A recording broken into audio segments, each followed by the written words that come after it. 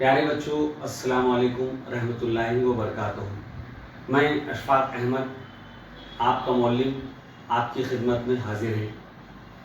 آج ہم جماعت پنجم کے مضمون ماحول کا مطالعہ میں سبق نمبر 4 ماحول کا توازن، اس پر روشنی ڈالیں گے۔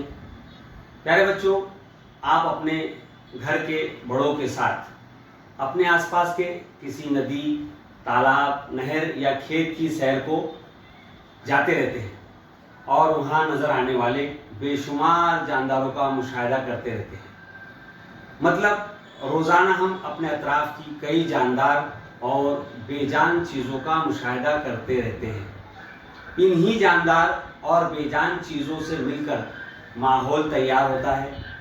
اللہ تعالیٰ نے اس ماحول میں ایک خاص توازن رکھا ہے۔ اسے برقرار رکھنا بے حد ضروری ہے۔ اسے ہی ماحول کا توازن کہتے ہیں۔ تو آئیے بچوں، ہم ماحول کا توازن اس سبق کے بارے میں مزید معلومات حاصل کریں گے۔